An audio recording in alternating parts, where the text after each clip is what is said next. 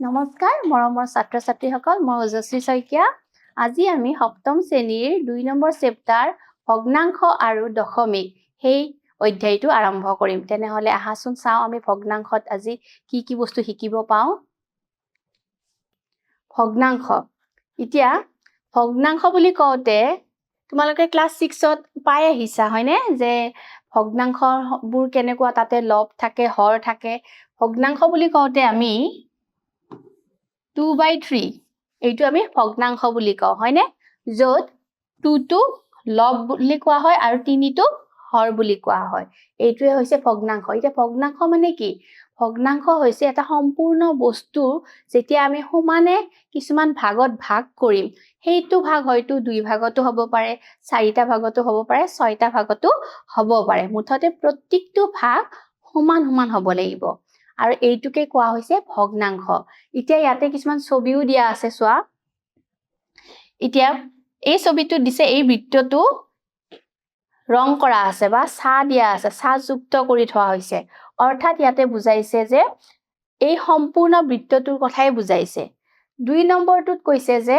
এই বৃত্তটোত দুটা সমান ভাগ কৰিছে আৰু এই দুটা সমান ভাগৰ এটা ভাগহে ছা যুক্ত কৰিছে বা ছা দিছে বা ৰং কৰিছে ইয়াতে এটো বুজাইছে যে দুটা সমান ভাগৰ এটা ভাগৰ কথা কোৱা হৈছে 3 নম্বৰটোত কৈছে যে এটা সম্পূৰ্ণ বৃত্তৰ 4টা সমান ভাগ কৰিছে ইয়াতে 4টা সমান ভাগ কৰিছে আৰু ইয়াৰে এটা ভাগহে ৰং কৰা আছে গতিকে ইয়াতে সেই ৰং কৰা ভাগটোৰ কথাহে উল্লেখ কৰিছে গতিকে ইয়াতে কি লিখিছে যে 4 ভাগৰ এটা ভাগৰ কথাহে কোৱা হৈছে ঠিক তেনেকে 4 নম্বৰ চিত্ৰটোত চোৱা 4টা সমান ভাগ তাতে কিন্তু 3টা ভাগেই ৰং কৰা আছে অৰ্থাৎ ইয়াতে 4 ভাগৰ 3 ভাগৰ কথাহে উল্লেখ কৰিছে সো আমি ক'ব পাৰো যে ভগ্নাংশ হৈছে সম্পূৰ্ণ বস্তু এটাৰ সমানে ভাগ কৰা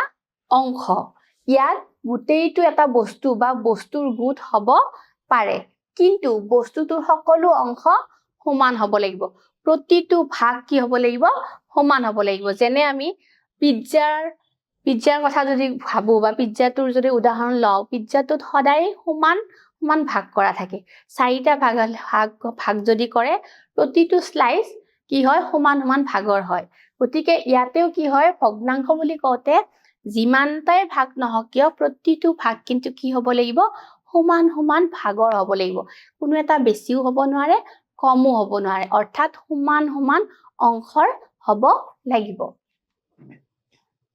গতিকে প্ৰথমটো দিছে যে প্ৰথমটো হ'ল গুটে অৰ্থত এটা সম্পূৰ্ণ বস্তু এই যে আমিটো ছবিটো দেখা পালো এইটোৰ কথা কৈছে যে ইয়াতে কি কৈছে সম্পূৰ্ণ গুটে বস্তুটোৰ কথাই উল্লেখ কৰিছে 2 নম্বৰটোত কৈছে যে দ্বিতীয় বৃত্তত যদি আমি বৃত্তটোক দুটা সমান অংশত ভাগ কৰো তেন্তে ছা যুক্ত অংশটো হ'ল বৃত্তটোৰ আধা অৰ্থাৎ হাফ মানে 2 ভাগৰ 1 ভাগ এইটোৰ কথা কৈছে এই ছবিটোৰ কথা কৈছে ইয়াত 3 নম্বৰটোত কৈছে যে তৃতীয় বৃত্তত যদি আমি বৃত্তটোক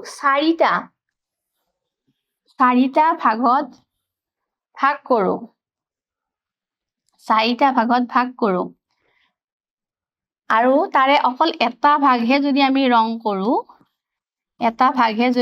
কৰো তাৰ মানে ইয়াৰে অৰ্থ বুজাব যে এই 4টা ভাগৰ এটা ভাগৰ কথাহে বুজাইছে অৰ্থাৎ ইয়াক কোৱা হয় 1/4 বা 4 ভাগৰ 1 ভাগ তাৰ পিছত 4 নম্বৰ পইণ্টটোত চোৱা যে চতুৰ্থ বৃত্তটোত কি কৈছে যে বৃত্তটোৰ 4টা সমান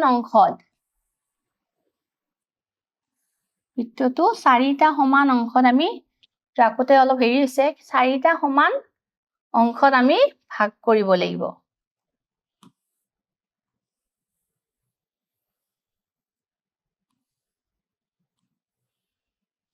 আৰু ইয়াৰে 3টা ভাগত আমি কি কৰিছো ৰং কৰিছো তেনেহলে ইয়াতে বুজাব যে 4 ভাগৰ 3 ভাগ বুলি বুজাব ইয়াক 3/4 বুলিও কোৱা হৈছে গতিকে এইখিনি বুজি পালা ন যে প্ৰথমটোত সম্পূৰ্ণটো বুজাইছে, দ্বিতীয়টোত দুটা সমান ভাগৰ এটা ভাগৰ কথা বুজাইছে, আৰু তৃতীয়টোত কৈছে যে সম্পূৰ্ণ বস্তুটোৰ সমান চাৰিটা ভাগ তাৰে এটা অংশৰ কথা বুজাইছে, গতিকে ইয়াক কোৱা হৈছে 1/4, আৰু 4 নম্বৰটোত কৈছে যে গোটেই বৃত্তটো সমান চাৰিটা অংশত ভাগ কৰা হৈছে আৰু তাৰে তিনিটা অংশৰ কথা উল্লেখ কৰিছে, গতিকে ইয়াক কোৱা হৈছে 3/4 হ'ব।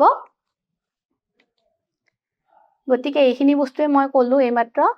এতিয়া লব আৰু হৰ হ'ল এই সংখ্যাটো যেনেকে 3/4, আমি ইংলিছত 3/4 বুলি কওঁ, অসমীয়াত 4 ভাগৰ 3 ভাগ। ইয়াৰে এইটো হ'ব লব, এইটো হ'ব হৰ। গতিকে ভগ্নাংশটোৰ ওপৰৰ অংশটোক লব বোলা হয় আৰু ভগ্নাংশৰ তলৰ অংশটোক হৰ বোলা হয়। এবাৰ আহিব প্ৰকৃত ভগ্নাংশ। ইয়াতে কি হৈছে, হৰ লবতকৈ কি হ'ব, ডাঙৰ হলে ইয়াক আমি প্ৰকৃত ভগ্নাংশ বুলি কওঁ। এইখিনিও তোমালোকে আগতে পাই আহিছা। উদাহৰণত কি দিছে, এইবিলাক সংখ্যা চোৱা, চবতে হৰটো কি হয়, হৰটো অৰ্থাৎ তলৰটো লবতকৈ কি হয়, ডাঙৰ সংখ্যা। গতিকে এনেকুৱা বিলাকক কি বুলি কোৱা হৈছে, প্ৰকৃত ভগ্নাংশ বুলি কোৱা হৈছে। প্ৰকৃত ভগ্নাংশৰ বিপৰীতটো হ'ল অপ্ৰকৃত ভগ্নাংশ, অৰ্থাৎ ইয়াতে কি হয়, লবটো ওপৰৰটো তলৰটোতকৈ কি হয়, ডাঙৰ হয়। উদাহৰণবোৰ চোৱা, 5/4, 7/5 আৰু 5/3। ইয়াতে সকলোতে কি হৈ আছে, ওপৰৰ সংখ্যাটো ডাঙৰ হৈ আছে। এনেবোৰক কোৱা হৈছে অপ্ৰকৃত ভগ্নাংশ। তাৰপিছত আহিব মিশ্ৰ ভগ্নাংশ, মিক্স ফ্ৰেকশন। ভগ্নাংশ কি কয় ইংলিছত, ফ্ৰেকশন, হয় নহয়?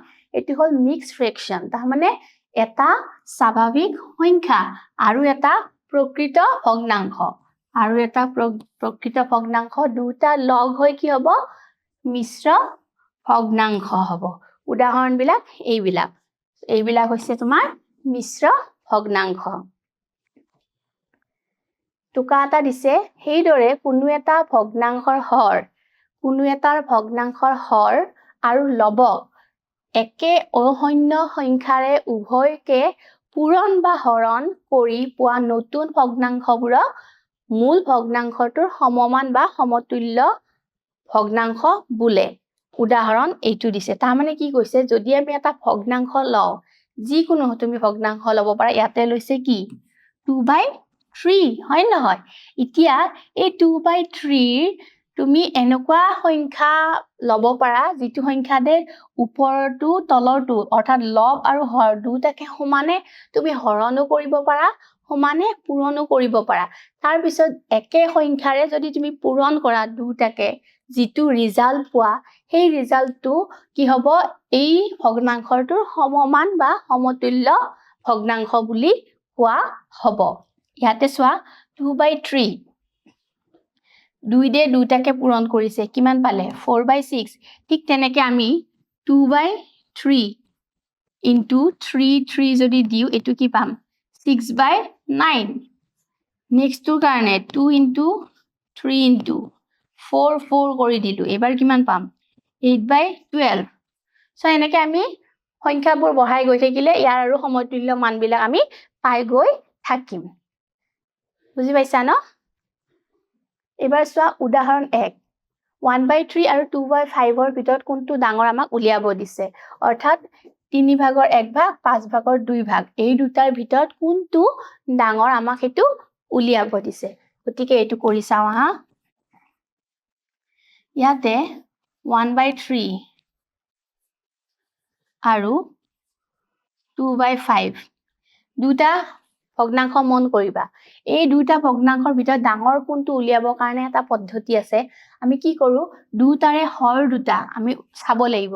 দুটা যদি আমি লসাগু ল'ব পাৰো, লসাগু ল'ম, আৰু যদি ল'ব নোৱাৰি, দুটা যদি মৌলিক সংখ্যা হয়, তেনেহলে এই দুটা সংখ্যা কি কৰিব লাগিব, পূৰণ কৰিব লাগিব।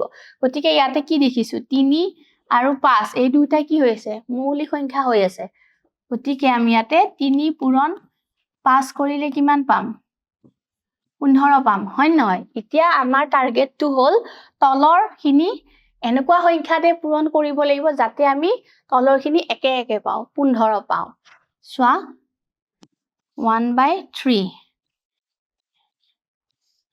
ইয়াৰ লগত এনেকুৱা কি সংখ্যা 3ৰ লগত এনেকুৱা কি সংখ্যা দিলে আমি কি পাম এই 15টো পাম এইটো হল 5 ইয়াতে 5 যদি দিছা ওপৰটো সেই একেটা সংখ্যা দিয়ে দিব লাগিব সো ইয়াতে হল 15 ইয়াতে হল 5 নেক্সট 2/5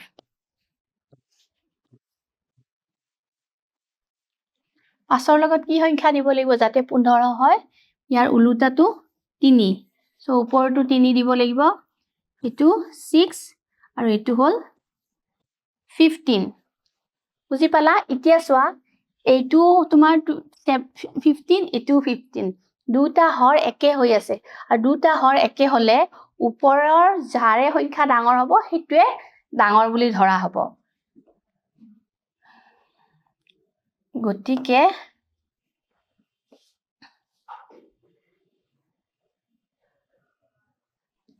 আমি ইয়াতে গতিকে লিখিব পাৰো 6/15 to 5/15 তকৈ ডাঙৰ গতিকে 6/15 মানে কি আছিল 2/5 আৰু এটো কৈ ডাঙৰ হ'ব 1/3 সো এইটোৱে হল ইয়াৰ উত্তৰ বুজি পাইছা একদমে সহজ নেক্সট উদাহৰণ 2 দিয়া আছে পিংকুৱে এদিন ঘৰৰ পৰা স্কুললৈ মুঠ দূৰত্বৰ 5/3 অংশ খুজকাঢ়ি আৰু বাকি অংশ হৰেনৰ লগত সাইকেলেৰে গৈছিল তেওঁ সাইকেলেৰে কিমান অংশ বাদ গৈছিল তেওঁ খুজকাঢ়ি বেছিকৈ গৈছিল নে সাইকেলেৰে বেছিকৈ গৈছিল হেতু আমাক উলিয়াব দিছে এতিয়া পিংকুৰ ঘৰৰ পৰা স্কুলৰ দূৰত্বটো আমি 1 অংশ বুলি ধৰিব পাৰো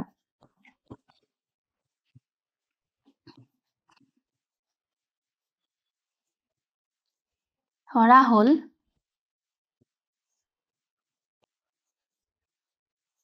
পিংকুৰ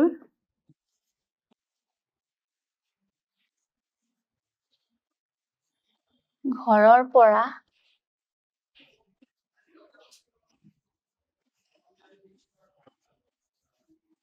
স্কুললৈ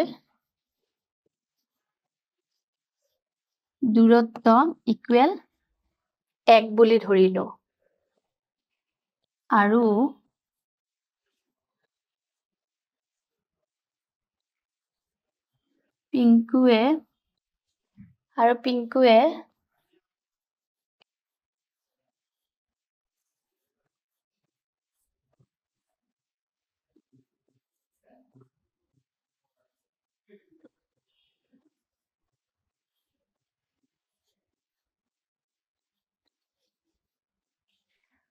পিংকুৱে খুজকাঢ়ি গ'ল কিমান 5/3 ভাগ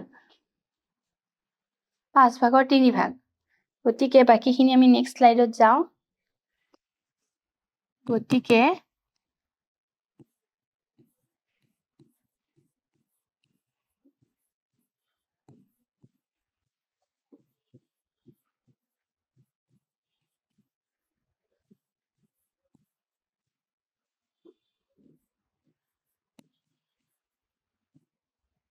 ইমান এটো 1 ধৰিম আৰু এটো 3/5 একটো আমি কি ধৰিব লাগিব 5/5 ললো যাতে তলৰ হৰটো একে হয় তেতিয়া আমাৰ কৰিব সহজ হ'ব এখিনি বুজি পালানে কাৰণ এখিনি কেনসেল গলেও আমি কি পাম একে পাম সো ইয়াৰে লখাগু একে হ'ব 5 হ'ব ওপৰখিনি ডাইৰেক্ট মাইনাস হ'ব 2/5 গতিকে সাইকেলেৰে পিংকুৱে কিমানখিনি গ'ল 2/5 আমি গতিকে এতিয়া দুটা সংখ্যা পালো গতিকে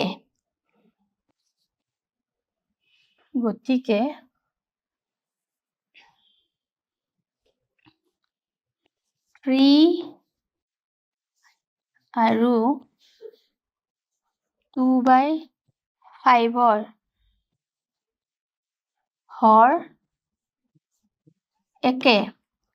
হৰ একে হল ন গতিকে 3/5 টো 2/5 তকৈ ডাঙৰ এতেকে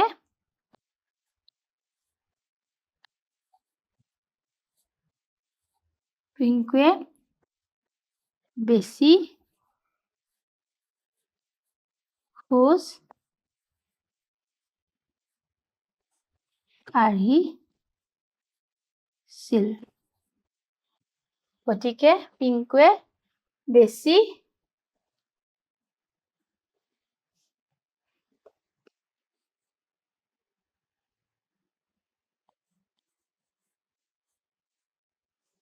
কাঢ়িছিল। এইটোৱে হ'ব উত্তৰ। এইখিনি আমি এনেকৈ লিখি দিলোঁ এক অংশ। তাৰপিছত সেইখিনি অংশৰ লগত আমি নেক্সট এইখিনি কৰি পেলাই পালোঁ 2/5। গতিকে 3/5টো ডাঙৰ। গতিকে 3/5টো কি আছিলে? খোজকঢ়া অংশখিনি। গতিকে পিংকুৱে বেছিকৈ খোজ কাঢ়িছিল। নেক্সট মূল্যায়ন আহিল আমাৰ। শেষে হ'ব 2/5 আৰু 3/7ৰ ভিতৰত কোনটো ডাঙৰ আমাক সুধিছে। চ' এইটো সলিউশ্যন কৰিলোঁ। 2/5 আৰু 3/7ৰ ভিতৰত আমি কি ওলাব লাগিব? কোনটো ডাঙৰ? গতিকে এইটো মৌলিক, এইটো মৌলিক। 35. So 2/5 into আৰু 3/7 ইয়াৰ লগত কি সংখ্যা পূৰণ কৰিলে আমি কি পাম? 35 পাম, 7। গতিকে ওপৰতো 7 দিব লাগিব। এইটো হ'ল 14, এইটো হ'ল 35। ঠিক তেনেকৈ ইয়াতে কি সংখ্যা দিলে 35 হ'ব? ইয়াৰ ওলোটাটো 5। এইটো 5, 35 আৰু এইটো হ'ব 15। চ' আমি কি গম পালোঁ? ইয়াৰে হৰ দুটা একে, গতিকে এইটোহে ডাঙৰ হ'ব।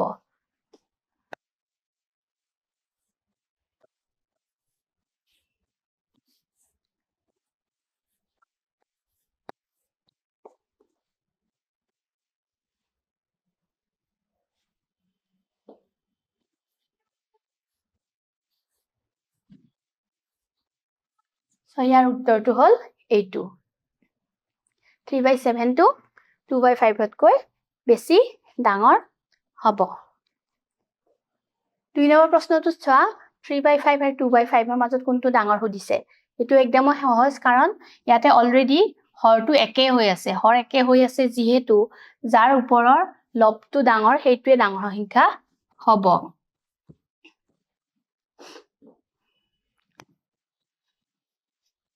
যিহেতু 3/5 আৰু 2/5ৰ